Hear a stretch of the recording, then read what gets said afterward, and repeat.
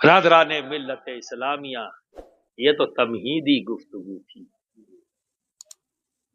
یہ تمہیدی گفتگو تھی،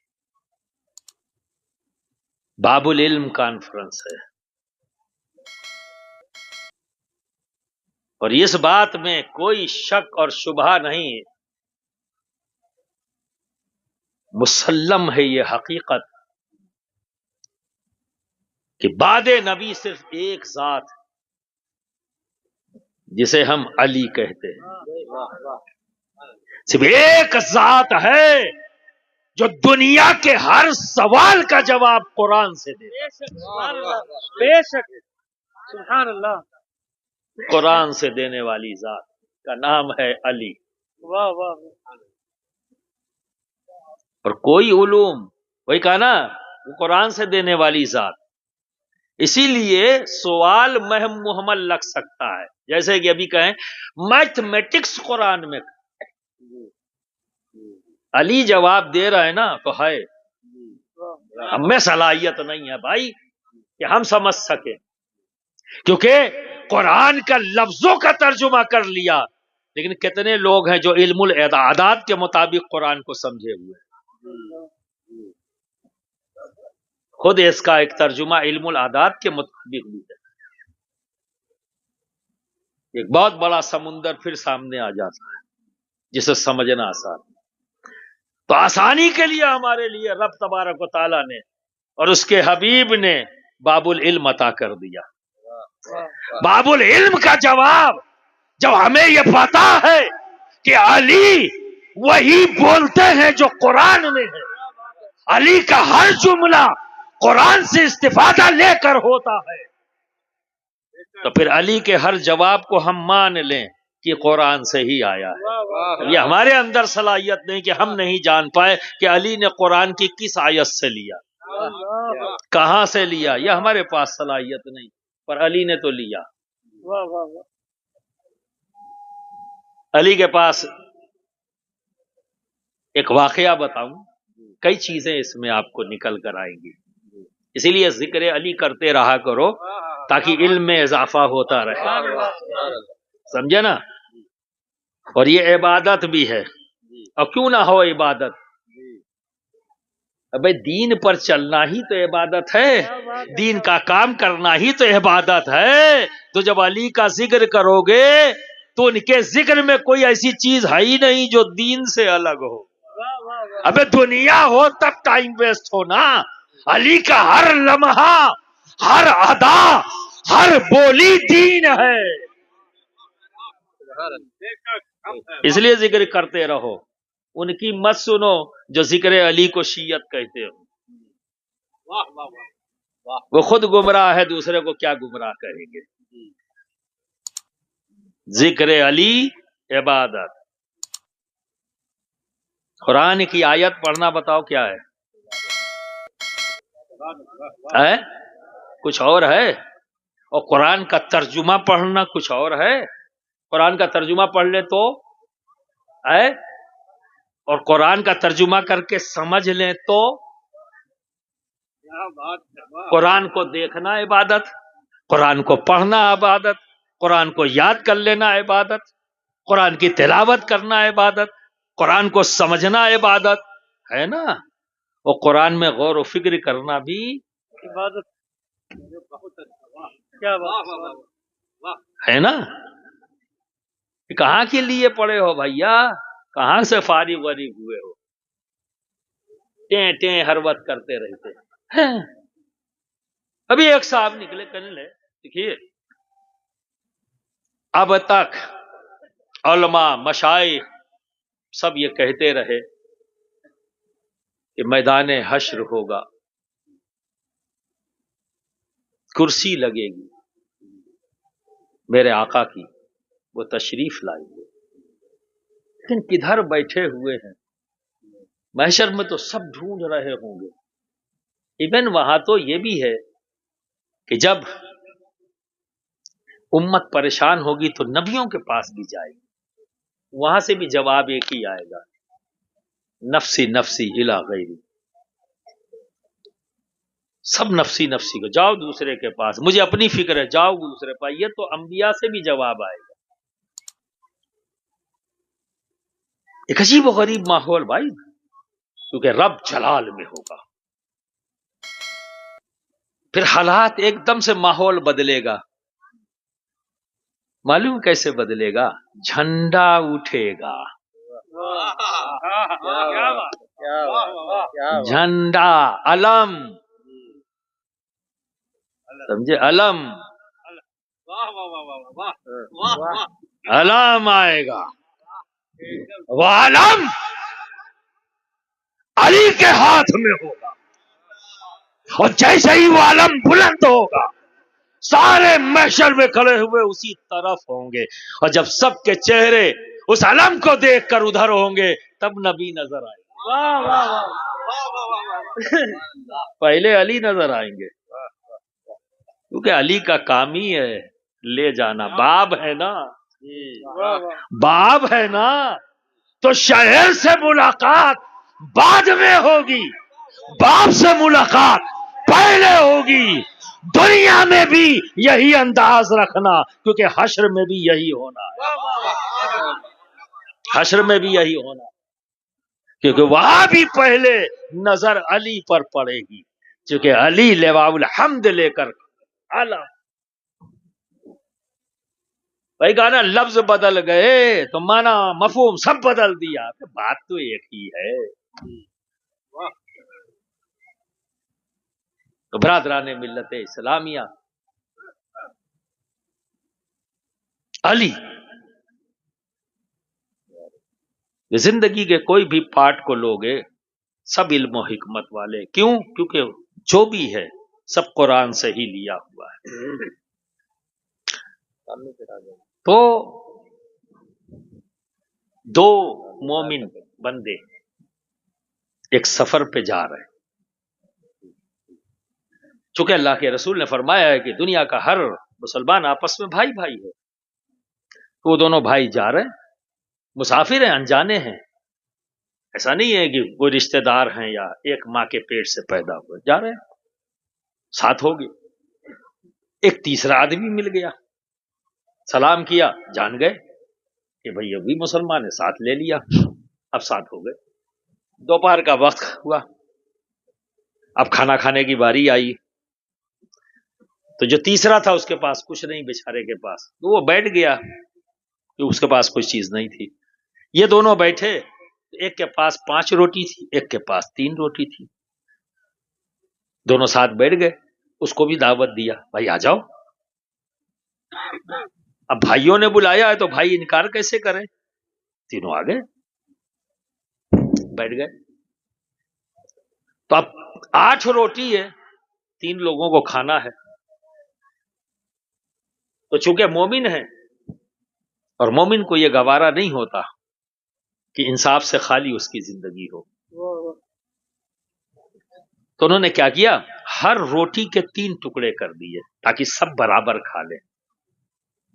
کیونکہ ہم نے دعوت دیا ہے بھائی، اب ایسا تھوڑی نہ ہے کہ ہم کھا لیں اور ایسے رہ جائے 2 لقمے دے دیں میں. انہوں نے برابر انصاف کیا، ہم نے دعوت دی برابر. تو 8 روٹی ہوئی اور 8 روٹی کے 3 ٹکڑے کر دیے انہوں نے. تو کتنے ٹکڑے ہوئے؟ بولو. ہاں، دین کے معاملے میں جواب نہیں دو گے تو گنہگار ہو جاؤ گے.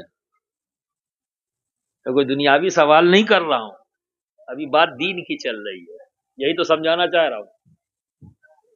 ایسے ہی مت سمجھ لینا، بہت غور سے سنو. تو 3 ٹکڑے کر دیے، کھا لیا سب نے. پھر جب جانے لگے تو وہ تیسرا آدمی جس کے پاس کچھ نہیں تھا پر پیسہ تھا، سامان زیادہ راہ نہیں تھا، کچھ خرید ورید نہیں پایا ہوگا جو بھی ہو، تو اس نے کیا کیا؟ 8 ریال یا درہم ان کو دیا، کہا آپس میں بانٹ لینا، اور سلام کر کے وہ چلا گیا. اب یہ دونوں بیٹھے تو اس نے اس کو 3 درہم دیے اور خود 5 لے لیے. جس کی 5 روٹی تھی اس نے 5 درہم لے لیا، اور جس کے پاس 3 روٹی تھی اسے 3 درہم دے دیا. بولو انصاف تھا؟ ہے کاہے؟ ابھی 5 روٹی والے نے 5 درہم لے لیا، 1 درہم فی روٹی، اور جس کی 3 تھی اس کو 3 درہم دے دیا، 8 درہم ہو گئے۔ بولا انصاف ہے یا نہیں؟ کیا سمجھ میں آ رہا ہے؟ بظاہر انصاف لگ رہا ہے نا، یار 5 والے کو 5 ہو گئی، 3 والے کو 3 ہو گئی، سیدھا سیدھا حساب ہو گیا۔ لیکن جس کی 3 تھی اس نے کہا نہ، برابر برابر، 4 درہم میرا، 4 درہم تیرا۔ تو اس نے کہا بھائی میری 5 تھی، میں نے 5 لیا، تیری 3 تھی، تم کو 3 دے رہا ہوں، 4 کس حساب سے؟ کہا نہیں، 4 4 بانٹو تب میں مطمئن ہوں گا، ورنہ یہ تم میرے ساتھ ناانصافی کر رہے ہو۔ اب جب معاملہ پھنس گیا تو مشکل کشا یاد آئے،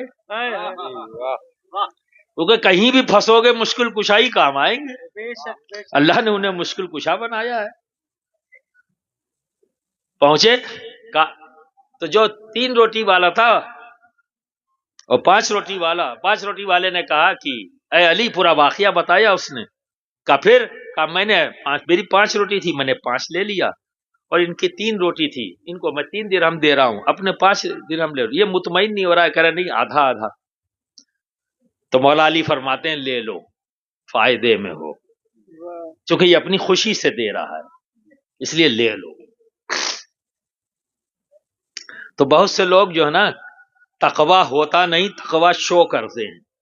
بعض لوگوں کا تقوی زبانی ہوتا ہے نا، بعض لوگوں کا تقوی زبانی ہوتا ہے، لمبی لمبی پھینکتے ہیں اور کچھ ہوتا نہیں، ایسے بھی لوگ دیکھے ہوں گے، تو شاید اسی کیٹیگری میں تھا وہ۔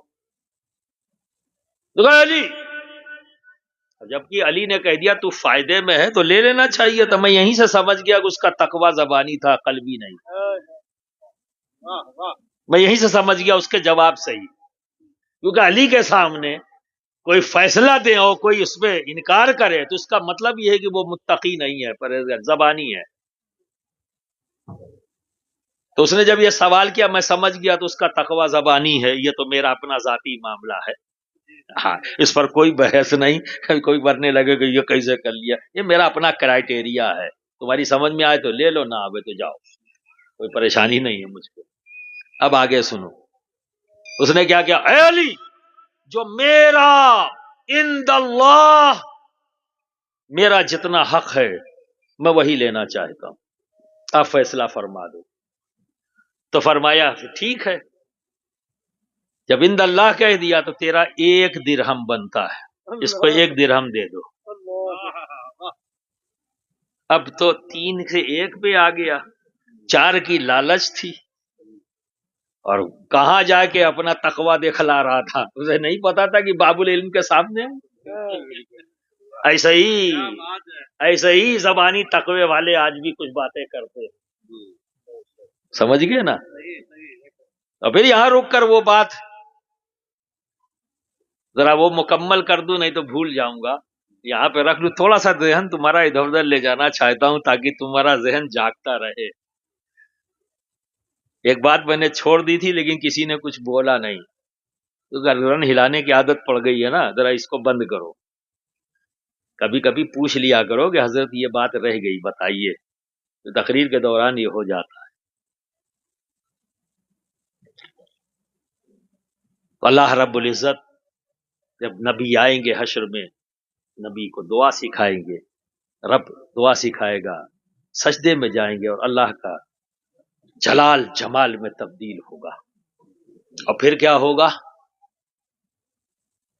کہ سارے انبیاء ایک طرف ہو جائیں گے، پھر امتیوں کی بخشش کا کام شروع ہوگا۔ تو سب سے پہلے امت محمدی کا معاملہ آئے گا، سب سے پہلے، اور امت محمدی میں سب سے پہلے نبی کی آل، بے شک، سبحان اللہ۔ ان کا معاملہ نپٹے گا، اب وہ فارغ ہو گئے، ٹھیک ہے۔ پھر اس کے بعد امت کے غیر سید جو مشائخ ہیں، اولیاء کرام ہیں، ان کی باری آئے گی، علماء کی آئے گی۔ سب سے پہلے آل محمد فارغ ہوں گے اس فہرست میں۔ ابھی ترتیب بدل گئی، ایک صاحب کو نئی کھجلی ہوئی اور کہنے لگے وہاں بھی تلاش کریں۔ اب میں جس کو تلاش کرنے کی بات کر رہا ہوں وہ خود تلاش کر رہے ہوں گے، ان کو تلاش نہیں کریں گے، وہ خود متلاشی ہوں گے، وہ خود متلاشی ہوں گے۔ بات وہی کہتا ہوں، جب بات آل نبی آل علی کی آئے تھوڑا محتاط ہو جاؤ۔ سارا معاملہ لکھا پڑھا ہے، تمہارے بکواس کرنے سے کوئی چیز بدل نہیں جائے گی، ہاں تمہاری آخرت ضرور بدل جائے گی، دنیا میں بھی ذلیل ہو گئے اور آخرت میں بھی ذلیل ہو گئے۔ اب آ جاتا ہوں، اب بات مکمل ہو گئی، اب ادھر آتا ہوں۔ کیا تمہارا حق ایک کا ہے؟ تب اس نے کہا علی سمجھا دیجئے کہ میرا حق ایک کیسے ہوا؟ کہا تمہیں نے بتایا ہے کہ وہ تیسرا آدمی آیا، ہم نے اسے دعوت دیا، اور دعوت دینے کے بعد ہم نے برابر روٹیاں آپس میں بانٹ لی، برابر۔ تو 8 روٹیاں تھیں، اور جب برابر کیا تو ہر روٹی کے 3 ٹکڑے، کیونکہ کھانے والے 3 ہیں تو 3 ٹکڑے ہوں گے، تو ہر روٹی کے ٹکڑے ہوئے 3، 8 روٹی کے ٹکڑے ہوئے کتنے؟ 24۔ اب 24 ٹکڑوں میں 8 ٹکڑا تم نے کھایا، 8 ٹکڑا مہمان نے کھایا، اور 8 ٹکڑا اس نے کھایا، تو تیری ہے 3 روٹی۔ جب ٹکڑے ہوئے 3 تو بنے 9، اور اس کی تھی 5 روٹی، جب اس کے 3 ٹکڑے ہوئے تو کتنے ہوئے؟ 15۔ اس کی روٹی کے 15 ٹکڑے ہوئے، اس تمہاری روٹی کے 9 ٹکڑے ہوئے، برابر کھایا ہے تو 8 ٹکڑے تم نے کھائے اور 8 ٹکڑے اس نے کھائے، بچ گئے 16۔ اب تیری روٹی کا ٹکڑا بچا 1، تیری روٹی کا ٹکڑا کتنا ہوا؟ 9، 8 تو تو کھا گیا، بچا 1، اور اس کے 15 تھے تو اس نے 8 کھایا، بچے 7، تو درہم دیے 8 تو 7 اس کے، 1 تیرا۔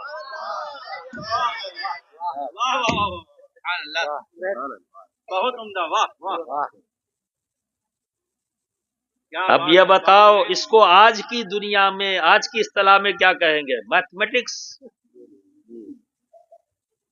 میتھمیٹکس۔ اب جائے کوئی سوال کرے اے علی یہ دنیا داری کیوں کر رہے ہیں؟